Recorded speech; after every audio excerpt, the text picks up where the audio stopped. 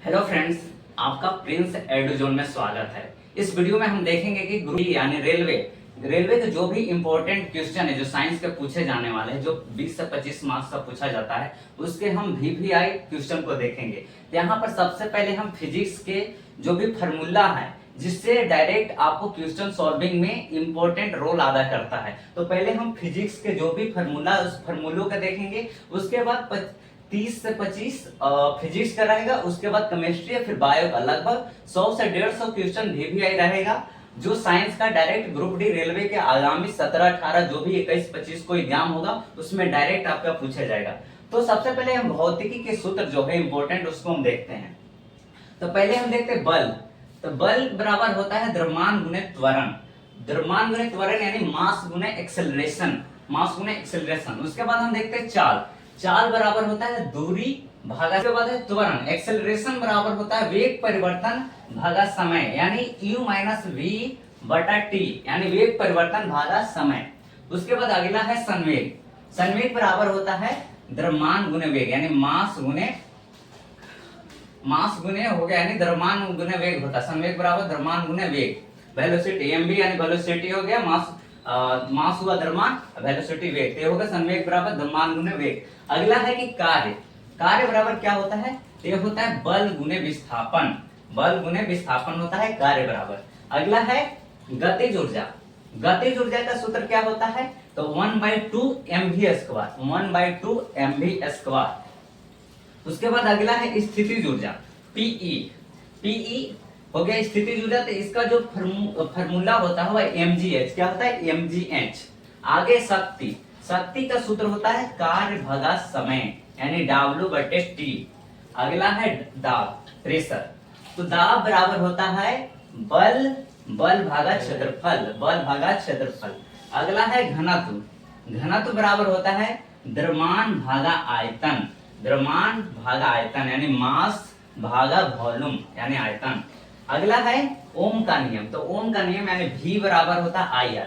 ओम का नियम है V बराबर क्या होता है? IR।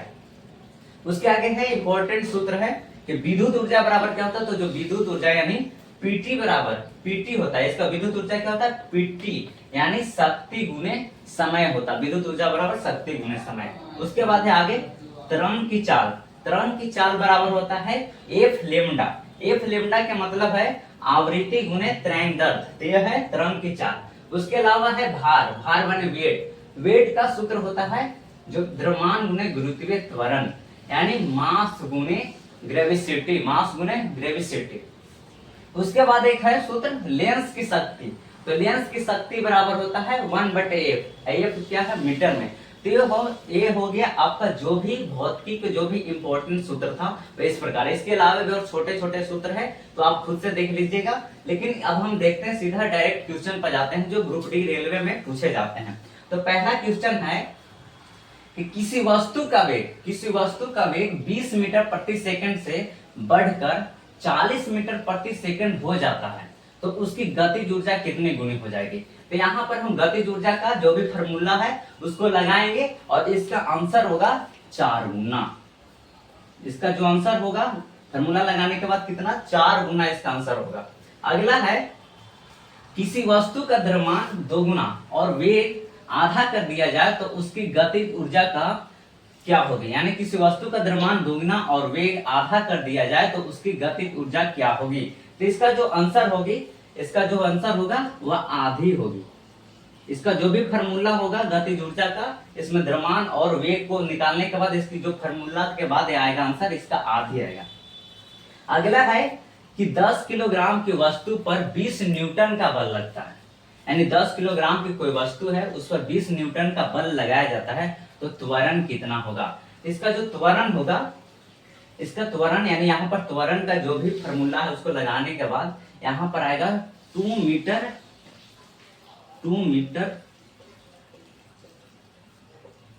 प्रति सेकंड स्क्वायर। ये हो गया 2 मीटर प्रति। यहाँ पर त्वरण का फॉर्मूला लगाए हैं, बाकी द्रव्यमान और न्यूटन है जो भी है बल का उसको बैठा दिए हैं। उसके बाद यहाँ पर 2 मीटर प्रति सेकंड स्क्वायर आएगा।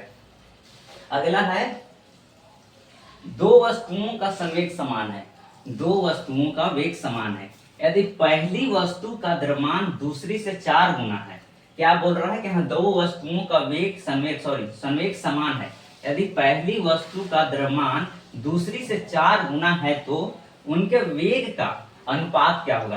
तो इसका जो हम फार्मूला वेग का अनुपात निकालने के बाद हम फार्मूला एक होता है, तो उस फार्मूले से क्योंकि इधर हमने फार्मूला मैं दे दिया हूँ तो उसे आप देख लीजिएगा, आप जो भी पहले पढ़े हैं उस फार्मूले का यूज करके, तो यहाँ जो अनुपात आएगा 1:4 आएगा, 1:4।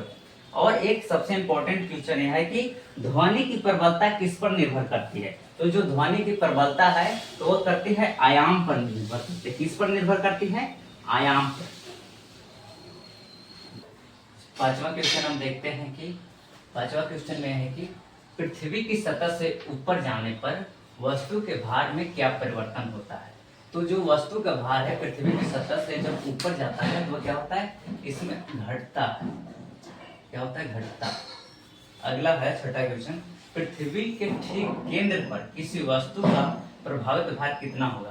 तो जो ठीक केंद्र होता है पृथ्वी पर उसका वस्तु का भार कितना होता है, तो 0 होगा, 0। अगला है 2 ओम और 4 ओम के प्रतिरोध श्रेणी क्रम, क्या है, श्रेणी क्रम में जुड़े हैं तो तुल्य प्रतिरोध कितना होगा। तो हम तुल्य प्रतिरोध निकालेंगे तो इसका आंसर आता है 6 ओम। आप लोग देख लीजिएगा क्योंकि टाइम कम है, 17, 19, 4 दिन मात्र टाइम है और साइंस का सारा क्लियर करना है, इसलिए मैं डायरेक्ट आंसर दे रहा हूँ 6 ओम। अगला है 220 वोल्ट पर चलने वाले 1100 वाट के हीटर में कितनी धारा, हीटर में धारा कितनी होगी। तो जो 220 वोल्ट पर चलने वाले 1100 वाट के हीटर में धारा कितनी होगी, तो होगा 5 एम्पियर। कितना होगा, तो होगा 5 एम्पियर,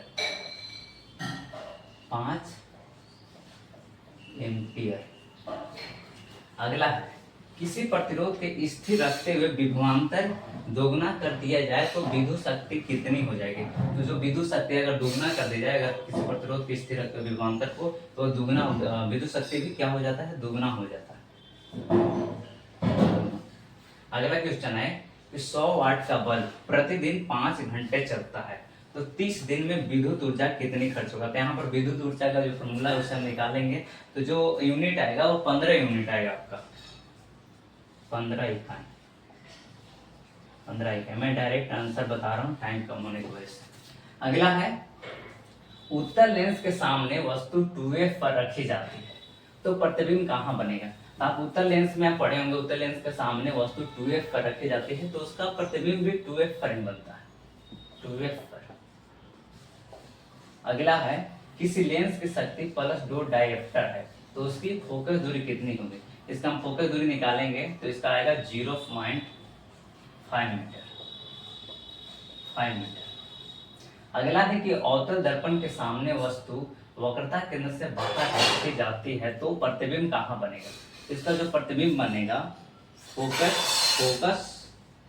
फोकस और वक्रता केंद्र के बीच, फोकस और वक्रता केंद्र के बीच। अगला है समान द्रव्यमान के पानी और लोहे को समान मात्रा में, यानी समान द्रव्यमान के पानी और लोहे को समान मात्रा में ऊष्मा दी जाती है तो किसका तापमान अधिक बढ़ेगा। यानी जितना द्रव्यमान का लोहा है सेम द्रव्यमान का पानी, अगर दोनों का हिट किया जाए तो किसका हिट बढ़ेगा, तो सब किसका तापमान अधिक बढ़ेगा, तो लोहे का तापमान अधिक बढ़ेगा, लोहे का। अगला है किसी ध्वनि तरंग की चाल 340 मीटर प्रति सेकंड और आवृत्ति 170 हर्ट्ज है तो तरंग दैर्घ्य कितना होता है। तरंग दैर्घ्य का फॉर्मूला लगाएंगे जो भी लैम्डा एफ होता है, तो इसका मीटर में आएगा 340/5 तो आएगा 2 मीटर, 2 मीटर इसका आंसर आएगा। अगले जो क्वेश्चन है 1000 वाट की शक्ति वाली मशीन 10 सेकंड में कितना कार्य करेगी। कार्य बराबर जो होता है फॉर्मूला, तो इसमें 1000 गुने 10 यानी 10,000 जूल आएगा, 10,000 जूल। और अगला है किसी वस्तु को पानी में पूरी तरह डुबाने पर उस पर ऊपर की ओर लगने वाला बल क्या कहलाता है। यानी हम किसी वस्तु को पानी में डुबाते हैं तो नीचे से एक फोर्स लगता है, उसको कौन सा बल बोलते हैं, तो उसको उत्प्लावन बल, उसको हम उत्प्लावन बल बोलते हैं, उत्प्लावन बल।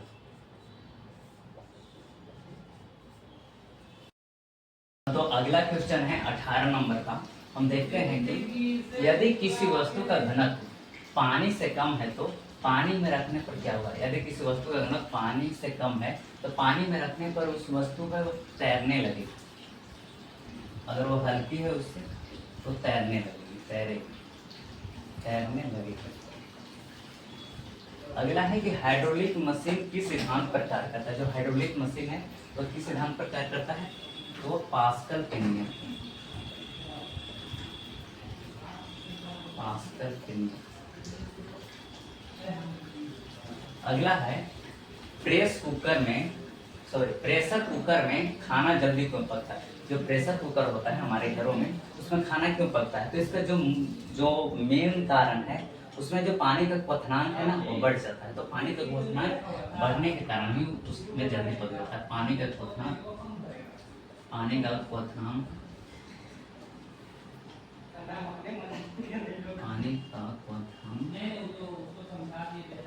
बढ़ जाता है इसके। अगला है कि ट्रांसफार्मर किस प्रकार की धारा पर कार्य करती है। तो ट्रांसफार्मर जो है वो प्रत्यावर्ती धारा पर कार्य करती है, प्रत्यावर्ती धारा।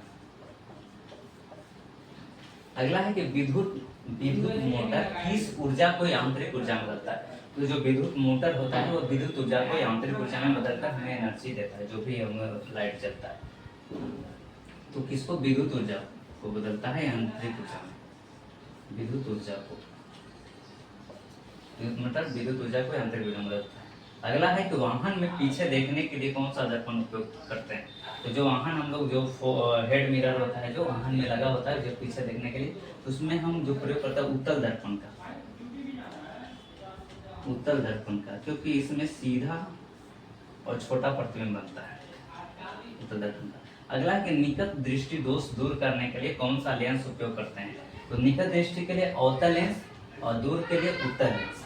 तो इसमें होगा निकट दृष्टि के लिए अवतल लेंस का प्रयोग करते हैं। अगला कि प्रकाश की किरण वायु से कांच में प्रवेश करती है तो चाल क्या होता है, तो चाल उसको धीमी यानी घटती है। और प्रकाश की चाल सबसे ज्यादा कहाँ होता है, निर्वात में। उसका जो चाल होता है वो 3 लाख किलोमीटर प्रति सेकंड होता है। आकाश नीला क्यों दिखाई देता है, तो आकाश नीला प्रकाश के प्रकीर्णन के कारण होता है। प्रकाश का प्रकीर्णन। अगला है ऑप्टिकल फाइबर किस सिद्धांत पर कार्य करता है। तो जो ऑप्टिकल फाइबर है वह पूर्ण आंतरिक परिवर्तन पर काम करता है। पूर्ण आंतरिक परिवर्तन।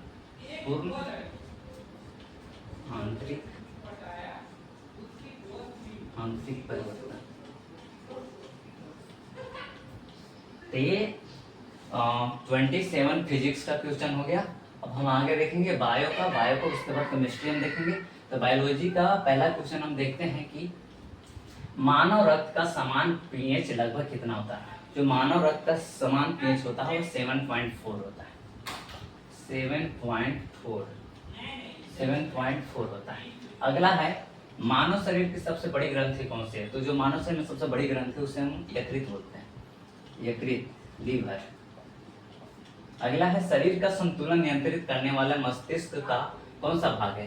तो जो शरीर का जो भी संतुलन नियंत्रित करता है उसको हम अनुमस्तिष्क में ही सेरिबेलम या सेरिबेलम कहते हैं उसी को, जिसका आंसर सेरिबेलम भी होगा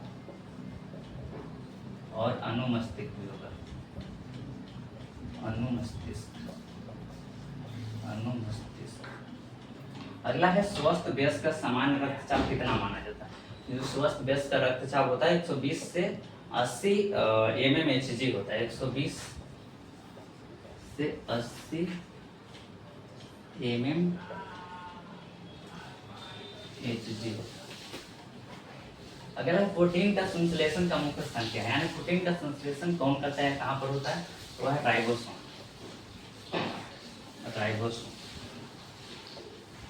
राइबोसोम। अगला है कोशिका का पावर हाउस कैसे कहते हैं। कोशिका का पावर हाउस यानी ऊर्जा गृह कहते हैं, माइटोकॉन्ड्रिया को कहते हैं। Mitochondria power house of cell. हरे पौधे में प्रकाश संश्लेषण का मुख्य स्थान है। जो हरे पौधे होते हैं जो अपना भोजन स्वयं बनाते हैं, तो उनमें जो प्रकाश संश्लेषण का मुख्य स्थान होता है उसको हम बोलते हैं क्लोरोप्लास्ट। क्लोरोप्लास्ट। अगला है कि पौधों में जल और खनिज का परिवहन किसके द्वारा होता है? तो जल और खनिज का होता है जाइलम द्वारा। और जो भी भोजन का संचरण जड़ तक तने तक जो पहुंचता है वो किसके? तो फ्लोएम के द्वारा। अगला है मनुष्य के हृदय में कितने कश होते हैं? तो 4 कश होता है। आपने सुना दाया नीले, बाया नीले, दायालीन, बायालीन, ये 4 कश होते हैं। अगला है मानव शरीर में इंसुलिन किसके द्वारा स्राव होता है? जो इंसुलिन का स्राव होता है वो अग्नाशय से होता है। इसी के कारण डायबिटीज होता है इंसुलिन का स्राव ज्यादा होने से ही। तो मानव शरीर में इंसुलिन किसके द्वारा स्रावित होता है? तो अग्नाशय द्वारा। अग्नाशय। अगला है एक थ्योरी है 10% ऊर्जा स्थानांतरण का नियम किसने दिया था? तो 10% जो ऊर्जा स्थानांतरण मतलब पौधे को खाते हैं तो कितना परसेंट, उसके बाद अगर जानवर खाता है, जानवर के बाद उसको कोई और खाता है, तो उस तरह का थ्योरी दिया था जिसमें उन्होंने बताया था कि पौधों से अगर डायरेक्ट कोई खाया जाए तो उस ऊर्जा का स्थानांतरण सबसे ज्यादा मात्रा होता है। तो इस थ्योरी को जो दिए थे लिंडमैन, उनका नाम था लिंडमैन। अगर आप मांसाहारी करते हैं तो उससे एनर्जी कम मिलता है,